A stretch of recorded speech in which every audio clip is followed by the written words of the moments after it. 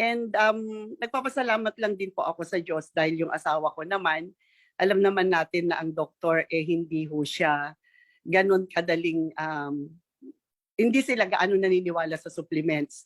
But that time, um, ano siya noon, sumusunod naman siya sa gusto kong sa lahat ng mga pinapainom ko sa kanya. Dahil alam naman niya siguro na hindi naman ito makakasama sa kanya.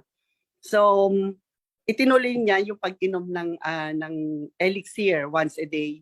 And then yun nga na-discover na yung kanyang lump ay pina-opera na namin. Then after the operation, pinag-take ko na po siya ng elixir, one capsule 3 times a day na po siya. So after the operation yon August, nag-start siya ng August nung sinabi niya na kailangan niya mag-chemotherapy. Dahil ayaw niya, ginawa na namin 3 times a day yung kanyang elixir.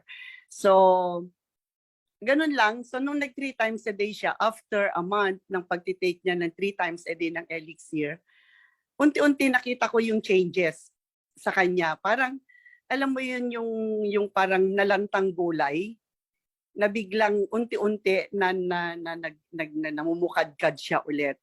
And unti-unti nagkakaroon na siya ulit ng sigla sa katawan niya.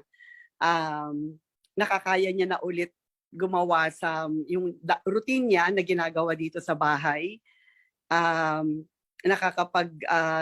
Nakakatulong na siya ulit sa mga gawaing bahay na masigla yung katawan niya, na hindi na siya yung parang laging nakahiga, na laging malungkot yung kanyang muka.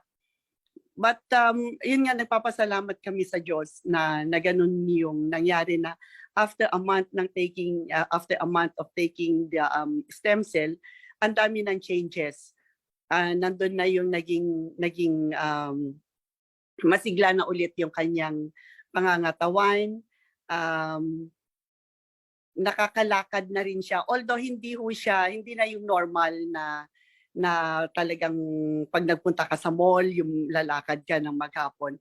Nakakasabay na po siya sa amin, na hindi na siya yung gaanong hingal na hingal. Kumbaga parang nakakalakad na din siya kahit papano, pero dahan-dahan lang, ganyan. And then nakakakain na rin po siya, nakakasabay namin siyang kumain ng kung ano yung pagkain namin, nakakain na rin. And then, pag namasyal kami, nakakasama naman na po namin siya na normal, yung hindi na siya yung dating pagkasama kasi namin siya noon, parang malungkot na hindi siya gaanong nakakasabay sa amin. Pero ngayon okay naman na po siya ulit.